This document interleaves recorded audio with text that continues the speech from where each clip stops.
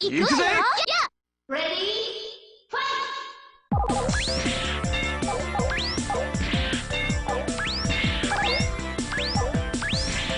Ah, for once, a long title that doesn't denote any air of pretentiousness. It's Super Puzzle Fighter 2 Turbo HD Remix.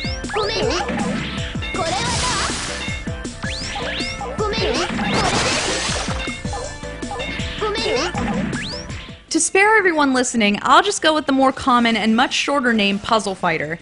This title was initially developed and published by Capcom in 1996 for arcades, but was later put on various home consoles. The HD Remix came out for the Xbox Live Arcade and PlayStation 3 in August of 2007. Capcom wanted this to look and sound like a parody of Street Fighter titles, and they did a good job. They nailed it in the title and the goofy mannerisms of characters, Dan specifically, poking fun at the popular fighting series.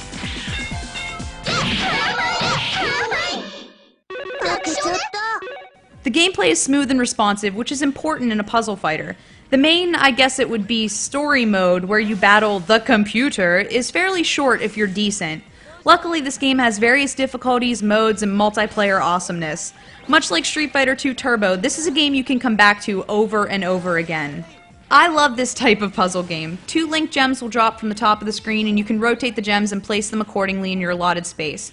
Stack gems of the same color however you please, and clear them by dropping a glowing circular crash gem of the same color on top.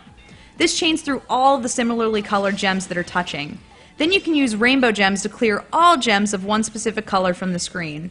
There are benefits to being efficient in clearing your screen, but there's also more power in the dangerous side of attempting to chain gem clears. The more chances you have to chain, the larger amount of gems you can throw at your opponent, and can effectively cut them out of the game for a solid 5 moves and almost guarantee a KO.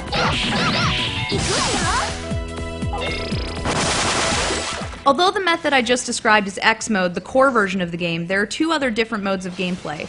Y mode will clear gems as you align 3 like-colored ones in a row, column, or diagonally, and Z mode brings gems up from the bottom of the screen, and you've got to clear them by rotating the already settled gems. I prefer the classic mode or multiplayer, but adding the Dreamcast versions of Y and Z just gave the game more substance and variety. It's also a mind kitten when you try to flip from one mode to the other. Puzzle Fighter is so adorable, it makes me want to throw up from cute overload. I mean, look at Ken's background. I'm pretty sure Blanca is rubbing suntan lotion on Cammy. Everything is over the top and done in a massively childlike, cartoony manner, pulling off the parody aspect Capcom was looking for. The 2 characters in the center of the screen act out a battle based on how well one or the other is doing. I do have a gripe about this. Everything is in HD except for those character sprites in the foreground.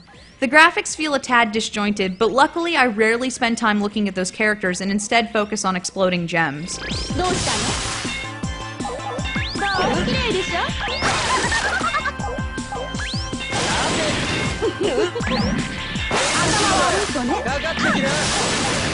Beating Puzzle Fighter on various difficulties unlocks more playable characters such as Dan/Akuma, but the unlockables end there.